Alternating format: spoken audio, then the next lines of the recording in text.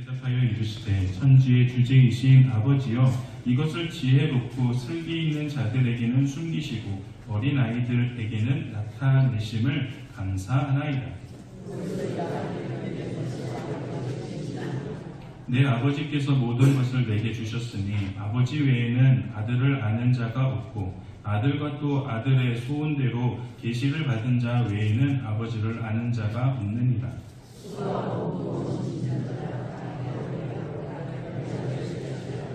나는 마음이 온유하고 겸손하니 나의 멍에를 메고 내게 배우라. 그리하면 너희 마음이 쉼을 얻으리니 이는 내 멍에는 쉽고 내 짐은 가벼우니라 하시니라. 아멘. 이 시간 하나님 나라 복음 순종 반응이라는 제목으로 말씀 증거하도록 하겠습니다. 여러분, 행간을 읽는다 라는 말을 설교 때 몇 번 한 적이 있습니다.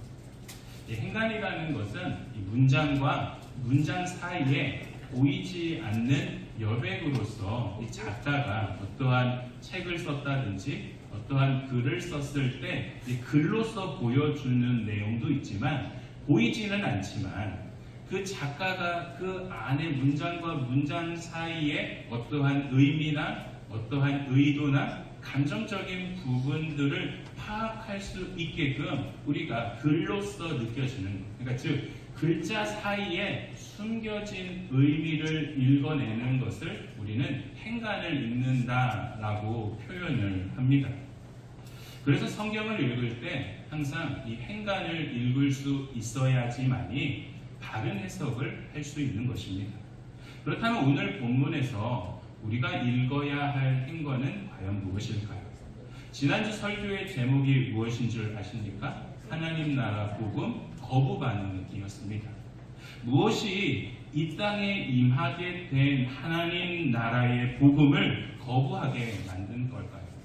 영적 무지와 영적 교만이라고 말씀드렸죠. 영적 무지한 자는 이 땅에 임한 하나님의 나라가 왜 중요한지에 대해서 알지 못하기 때문에 현실 세계에 임한 그 하나님의 나라에 대해서 거부하는 것입니다. 그리고 영적 교만한 자는 이보다 더 심각한 문제로서 그 나라가 이 땅에 임했다라는 사실을 알고 있음에도 불구하고 받아들이지 않고 거부한다라는 거죠. 그래서 오늘 예수님은 그 반대의 모습에 대해서 가르치고 계시는 것입니다. 바로 하나님 나라 복음에 대한 순종 반응이라는 것이죠. 말씀을 준비하면서 다시 한번 이 마태복음 11장을 천천히 쭉 읽어내려 가다가 12절의 말씀이 가장 중요한 말씀이구나 라는 생각이 들었습니다. 여러분, 우리 12절의 말씀 함께 읽도록 하겠습니다. 세례 요한의 때부터 지금까지 천국은 침노를 당하나니 침노하는 자가 되었느니라. 예수님은 세례 요한을 기준으로 새로운 시대가 이 땅에 열렸다라고 말씀하세요. 왜냐하면 바로 예수님 당신을 통하여서 이 땅에 하나님 나라가 임했고 그 나라는 과거뿐만 아니라 현재 우리가 살아가고 있는 이 시대까지도 침노를 당하고 있고 그 현실 세계에서 적극적으로 하나님 나라에서 침노하는 자에게 주어진다라는 것을 말씀하고 계십니다. 그런데 그 나라를 침노하지 않고 거부하는 사람들이 있고 반대로 그 나라를 침노하길 원하는 사람들이 있다라는 것이 바로 이 행간을 통하여서 깨닫게 되었다라는 것이죠. 그래서 오늘 본문에서 예수님은 이 땅에 임한 천국이 누구에게 보이며 어떤 자세와 어떠한 마음가짐을 갖출 때 누릴 수 있는지에 대해서 우리에게 가르치고 계시는 것입니다. 그렇다면 천국을 적극적으로 침노하기 위해서는 어떠한 마음가짐과 자세를 갖추어야 할까요? 첫째로 어린아이와 같은 마음을 품어야 합니다. 25절부터 27절까지의 말씀 함께 읽도록 하겠습니다. 그때 예수께서 대답하여 이르시되 천지의 주제이신 아버지여 이것을 지혜롭고 슬기 있는 자에게는 숨기시고 어린아이들에게는 나타내심을 감사하나이다. 옳소이다. 이렇게 된 것이 아버지의 뜻이니이다. 내 아버지께서 모든 것을 내게 주셨으니 아버지 외에는 아들을 아는 자가 없고 아들과 또 아들의 소원대로 계시를 받는 자 외에는 아버지를 아는 자가 없느니라. 아멘. 여러분, 예수님은 지금 감사의 기도를 하고 계세요. 무엇에 대한 감사냐면 이렇게 놀랍고 신비스러운 구원의 그 복음이 우리에게 전해질 수 있게 하심에 대해서 감사하고 계십니다. 여러분, 이 구원에 담겨 있는 복음은 너무나도 신비 그 자체입니다. 우리의 생각과 우리의 판단과 우리의 가진 그 지혜로는 이 복음에 대해서, 복음이 이 땅에 내려왔다라는 이 사실에 대해서 설명한다라는 것이 참으로 쉽지만은 않습니다. 그래서 오늘 주님은 감사의 기도를 어떻게 시작하고 계시냐면 천지의 주제이신 아버지여 라고 시작하고 있는 것입니다. 여러분, 천지의 주제이신 아버지여 라는 이 말의 의미는 하늘과 땅을 창조하신 하나님, 그 하나님에 대해서 인간이 가지고 있는 지혜로는 도저히 파악할 수 없다라는 것을 선언하고 계시는 것입니다. 그러면서 두 그룹, 전혀 다른 두 그룹을 대조하면서 인간의 지혜로는 도저히 이해할 수 없는 방법을 제시함으로 천국은 과연 누구의 것이고 천국은 누가 볼 수 있는지에 대해서 우리에게 말씀해주고 계시는 거죠. 조금 더 구체적으로 이야기한다면 어떤 마음을 가진 자에게는 천국에 대해서 감추신다는 거예요. 근데 반대로 어떤 마음을 가지고 있는 사람에게는 천국을 그 사람에게 드러내신다라는 것을 말씀하고 있습니다. 그렇다면 예수님이 대조하고 계시는 두 그룹은 과연 누구입니까? 바로 이 지혜롭고 슬기로운 사람과 반대로 어린아이와 같은 자, 그러니까 지혜로운 자에게는 숨기시고 어린아이와 같은 자에게는 나타내신다라고 말씀하고 계십니다. 먼저 지혜롭고 슬기로운 자에 대해서 본다면 여러분, 이 문자 그대로 보면 오해의 소지가 있을 수 있습니다. 그래서 지혜롭고 슬기로운 자 앞에 스스로라는 단어를 붙여야 돼요. 그러니까 스스로 자신이 지혜롭고 슬기로운 사람에게는 숨기시지만 오히려 어린아이와 같은 사람에게는 하나님의 나라에 대해서 보여주신다라는 것이죠.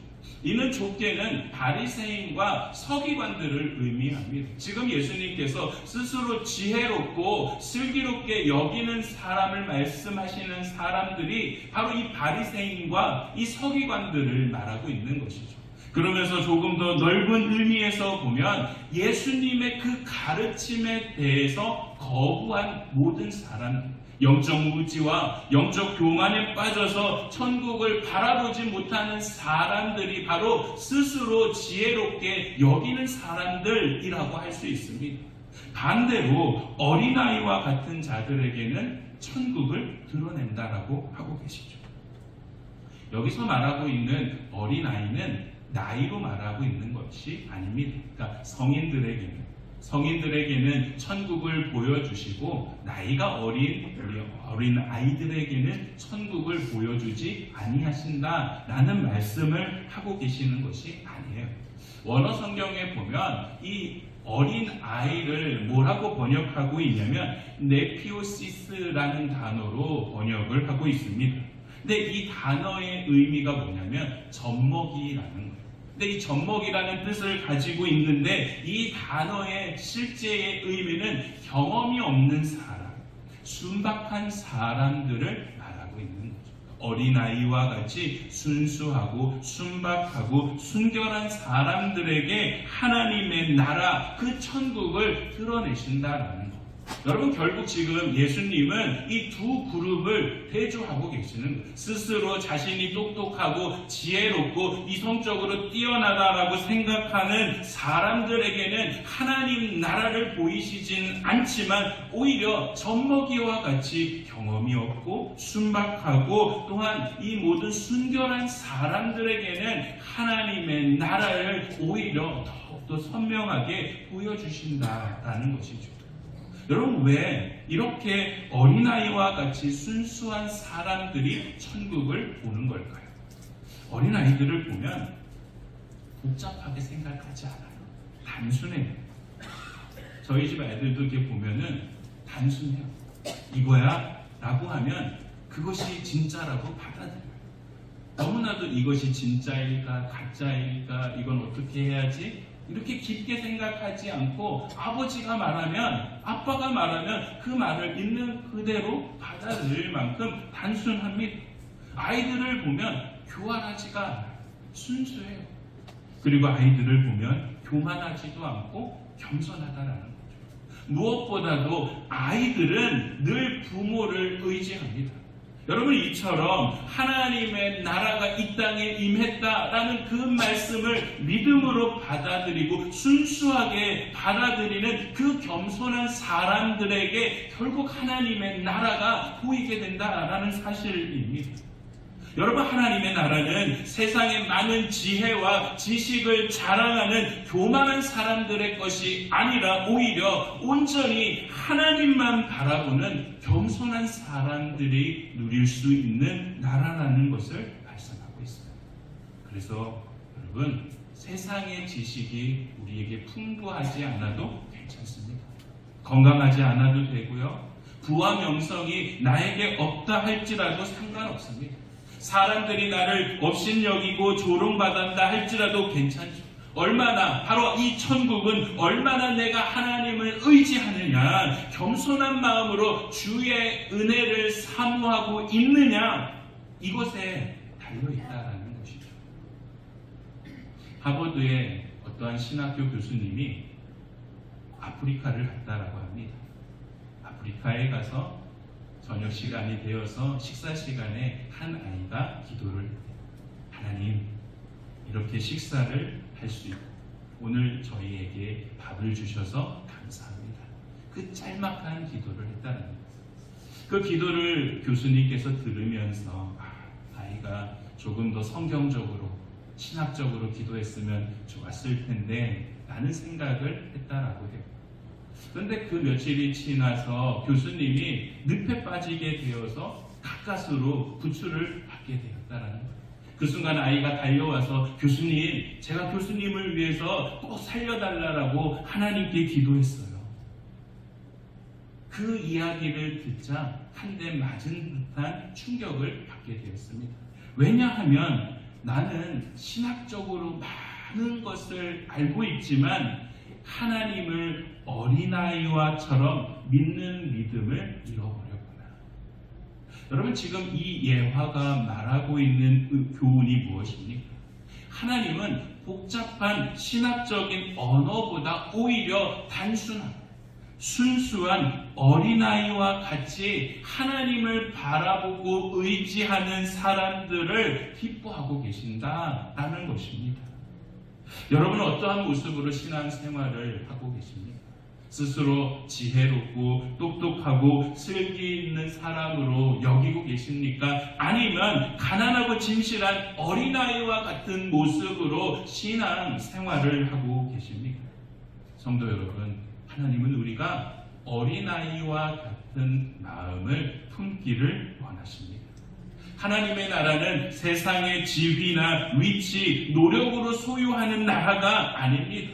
복잡하게 계산하는 것도 아니고 오히려 단순하게 믿음으로 고백하는 사람들에게 주어진다라는 것. 그래서 오늘 주님은 잘난 사람이 아니라 순전한 사람에게 보이는 것이고 교만한 자에게는 감추시지만 오히려 겸손한 자에게는 열린다라고 우리에게 말씀해주고 있는 것이죠. 그러므로 성도 여러분, 어린아이와 같은 마음으로 하나님을 바라보십시오. 이해가 되지 않을 때가 있어요. 그럼에도 불구하고 믿음으로 접근하십시오. 겸손하게 순종하고 적극적으로 하나님의 나라에 대해서 침노하십시오. 여러분, 그럴 때 우리의 삶의 자리에서도 천국의 문이 활짝 열리게 될 줄 믿습니다. 그렇다면 두 번째 침노하는 자들은 과연 누구일까요?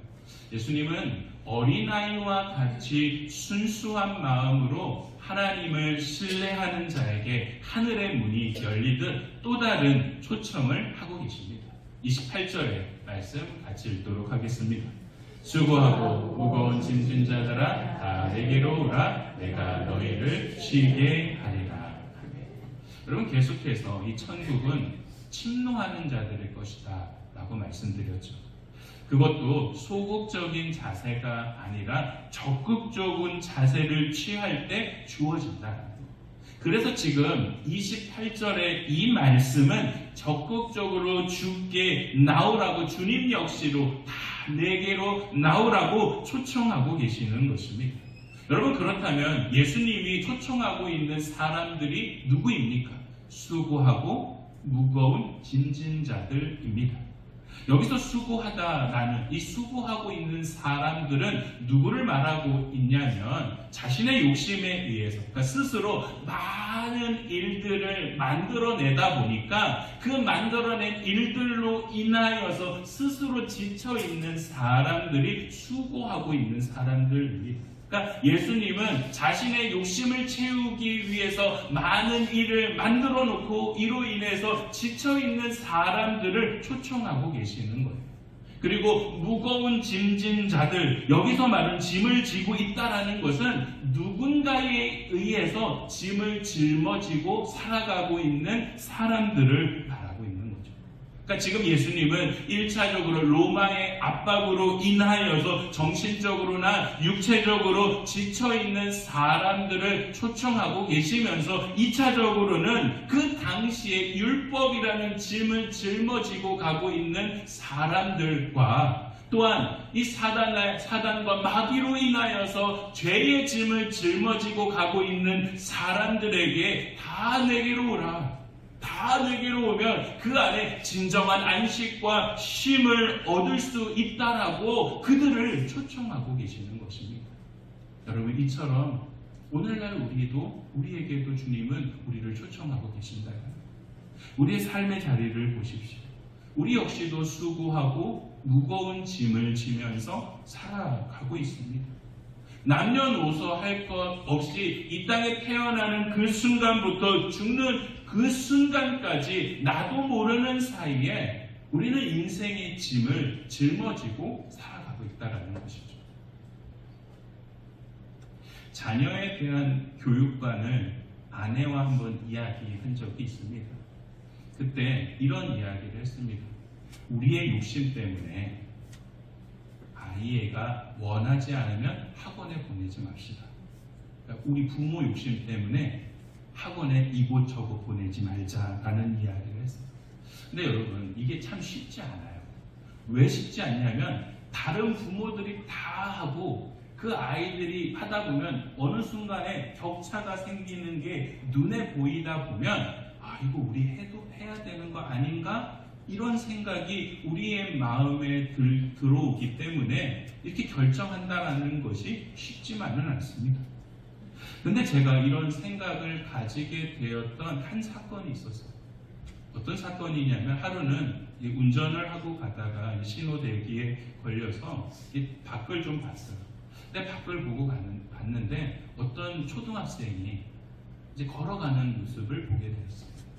근데 그 아이가 자신보다 더 큰 가방을 메고 가고 있는 거예요. 그러니까 아이는 너무나도 작은데 아이의 2배만한 가방을 짊어지고 가고 있는 그 모습을 보면서 이런 생각이 듭니다. 나중에 아이가 태어나게 된다면 이 아이의 만큼은 그 아이와 같은 모습이 되지 말아야 돼요.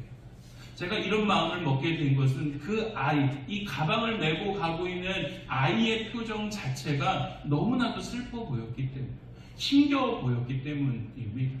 그러면서 또 다른 하나의 생각이 또 들었는데, 우리의 인생도 이와 같이 인생의 무거운 짐을 짊어지고 가고 있구나라는 생각이 제 마음에 들어왔습니다.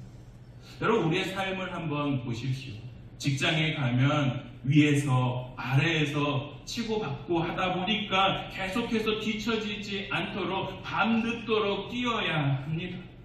진정한 안식처가 되는 가정에 돌아오면 어느새 아이들과 이 부모 간에 세대의 차이가 생기고 갈등이 생겨서 진정한 안식과 쉼을 누리지 못하고 있다라는 거예요. 빠르게 변화하고 있는 이 사회 속에서 따라가다 보니까 매일매일이 경쟁이고, 경쟁을 하다 보니까 내 마음속에 긴장감을 늦출 수 없다라는 거예요. 그렇다라고 해서 최선을 다한 만큼 좋은 결과가 항상 나에게 돌아오면 좋은데, 그러지 못할 때가 너무나도 많다 보니 내 마음에 실망과 좌절이 내 마음속에 밀려올 수밖에 없습니다. 저는 가끔 이런 생각을 해요. 제 위에도 보이지 않는 인생의 짐들이 있다.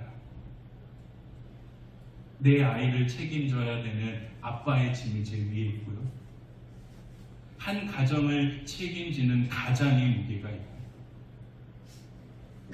또한 남편의 무게가 있고, 한 교회를 책임져야 하는, 영적으로 책임져야 되는 목회자의 짐이 제 위에 있다라고 항상 생각을 해보게 됩니다. 여러분, 이런 생각을 계속 하다 보면은 뭔가에 짓눌리고 답답합니다. 측량할 수 없는 상당한 그 삶의 무게로 인하여서 너무나도 무거움을 겪게 된다라는 거예요. 근데 여러분, 이런 무게는 저만 겪는 것이 아니라 이 자리에 있는 우리 모두가 겪게 되는 인생의 무게입니다. 그래서 오늘 주님의 초청, 다 내게로 오라, 다 내게로 오라. 여러분, 내게로 오라 라고 말씀하시는 예수님의 초청은 은혜이자 감사인 겁니다.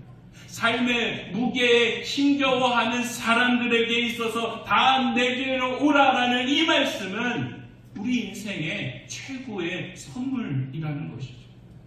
다시 한번 우리 28절의 말씀을 함께 읽어볼까요? 수고하고 무거운 짐진 자들아, 다 내게로 오라, 내가 너희를 쉬게 하리라. 예수님은 순수하고 겸손한 마음으로 적극적으로 주님 앞에 나오는 사람, 그 어떤 사람이라 할지라도 모든 것을 다 받아주신다라고 우리에게 약속해주고 계십니다. 불안과 염려, 고통의 그 근심의 무게에 짓눌려 있다 할지라도, 내가 감당할 수 없는 그 힘겹고 어려운 상황이라 할지라도 그 모든 삶의 무게를 하나님께서 다 받아주시겠다. 이렇게 하실 수 있는 이유가 뭘까요? 하나님의 사랑은 바다와 같이 넓기 때문입니다. 내 마음속에 슬픈 감정을 가지고 있다 할지라도 그것을 바다이신 그 주님의 넓으신 사랑한테 던져넣게 되면 오히려 그 모든 것을 품어주신다. 내 감정의 그 슬픔까지도 모든 것을 품어주셔서 진정한 안식과 쉼을 우리에게 허락하여 주신다라는 사실입니다. 그래서 여러분, 우리의 인생에 무거운 짐을 혼자 감당하지 마십시오. 주님께 맡기십시오. 시편 55편 22절의 말씀 같이 읽겠습니다. 내 짐을 여호와께 맡기라. 그가 너를 붙드시고 의인의 요동함을 영원히 허락하지 아니하시리로다. 주님께 맡길 때 주님께서 우리의 인생의 무거운 모든 짐들을 붙들어 주실 뿐만 아니라 우리의 인생의 걸음이 흔들리지 않게끔 우리를 지켜 보호하여 주신다는 것. 우리가 조금 전에 불렀던 찬송가 91장이 뭡니까? 슬픈 마음 있는 사람. 후렴 가사가 뭐죠? 예수의 이름은 세상의 소망, 예수의 이름은 천국의 기쁨을 씁니다. 예수의 이름은 세상의 소망이요, 예수의 이름은 천국의 기쁨. 한 번 더 예수의 이름은 예수의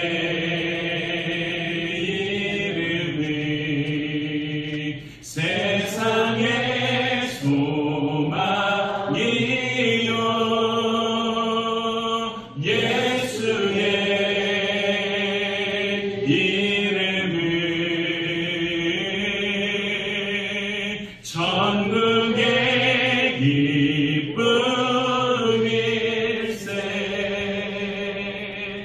여러분, 예수의 이름은 천국의 세상의 소망이고 천국의 기쁨입니다. 그러므로 여러분, 세상에서 멸시받고 조롱받거나 두려움에 떨고 있거나 질병으로 고통을 당하고 있거나 낙심하고 방황하고 있거나 삶의 무게로 인하여 짓눌려 있다면 주저 말고 다 내게로 오라 말씀하시는 주님 앞에 나오십시오. 있는 모습 그대로 주님 앞에 나와서 여러분이 가지고 있는 인생의 무거운 짐을 다 내려놓으십시오. 여러분, 그럴 때 세상의 소망이고 천국의 기쁨이신 예수님의 이름을 통해서 우리의 능력이 임하게 될 뿐만 아니라 그 이름으로 선포된 하나님의 나라를 통하여 참된 안식과 평안을 누리게 될 줄 믿습니다. 근데 오늘 주님은 수고하고 무거운 짐진 자들아 내게로 오라 라고 말씀하신 이후에 한 단계 더 중요한 자리로 우리를 인도하고 계십니다. 29절과 30절의 말씀 같이 읽겠습니다. 나는 마음이 온유하고 겸손하니 나의 멍에를 메고 내게 배우라. 그리하면 너희 마음이 쉼을 얻으리니 이는 내 멍에는 쉽고 내 짐은 가벼움이라 하십니다. 아멘. 여러분, 28절의 말씀을 읽고 29절과 30절의 말씀을 읽다 보면 좀 이상합니다. 그러니까 조금 전까지 예수님은 삶의 무게에 짓눌려 있는 사람들은 다 내게로 오라. 내가 너희를 쉬게 하리라. 라는 이 말씀을 하셨는데 곧바로 어떤 이야기를 하면 내게 나와서 나의 멍에를 메고 내게 배우면 진정한 안식과 쉼을 얻을 수 있다라고 말씀하고 계세요. 그럼 앞의 말씀과 뒤의 말씀이 배치된다라는 것 같습니다. 왜 주님은 주님의 멍에를 메라고 하셨을까요? 그리고 주님의 멍에는 과연 무엇일까요? 여러분, 이를 알기 위해서는 멍에가 무엇인지에 대해서 알아야 합니다. 이 그림 한번 보시겠어요? 제 어린 시절에 외가에 집 안에 보면은 외양간이 있었어요. 그 외양간에 보면 소가 딱 한 마리 있었고 그 소가 있는 집 위에 이 멍에가 그 위에 달려 있었습니다. 요즘은 뭐 하지 않지만 예전에 보면 이 논의 밭을 요즘은 트랙터를 통해서 로타리를 치고 하지만 예전에는 소가 나아가서 이 밭을 논을 갈아야 농사가 시작이 되는 거예요. 그러니까 한 해 농사의 시작은 밭을 가는 이 작업에서부터 시작을 합니다. 그때 소의 멍에를 씌워서 뒤에서 이제 농부가 일을 하게 되는 것이죠. 여러분, 멍에라는 단어를 이해하게 되면 이 말씀이 더 이해가 되지 않습니다. 멍에를 메우고 일을 해야 되는데 왜 그런 일이 우리에게 진정한 안식과 쉼을 가져다 주는 거지? 이런 생각이 들 수밖에 없죠. 그런데 이 그림을 보면 이해가 됩니다. 한국 소와 달리 이스라엘의 소는 두 마리가 함께 일을 합니다. 그러니까 지금 멍에가 우리는 하나의 소에만 씌웠다면 이스라엘은 두 마리가 함께 들어간다라는 거예요. 그러니까 이 문화적 차이를 이해해야지만이 오늘 말씀의 의미를 제대로 해석할 수 있는 것입니다. 결국 나의 멍에를 메고 내게 배우라 라는 이 말씀의 의미는 무엇이냐면 너 혼자 멍에를 메라 라는 이 말씀이 아니라 내가 나의 그 멍에를 메겠다라고 결단하면 다른 한쪽은 내가 함께 하겠다. 임마누엘의 주님께서 너와 함께하여 줄 것이다 라는 것을 말씀해 주고 계시는 거죠. 그래서 그 멍에가 가벼워질 수 있다. 네가 감당하는 게 아니라 네가 결단만 한다면 그 모든 것을 내가 대신 감당해낼 거야 라는 이 말씀을 하고 계시기 때문에 내게 와서 배우라. 온유와 겸손의 그 마음을 배우게 되면 너의 마음 가운데 진정한 평안과 안식뿐만 아니라 삶의 모든 짐을 내가 대신 짊어질 거야 라는 이 말씀을 하고 계시는 거예요.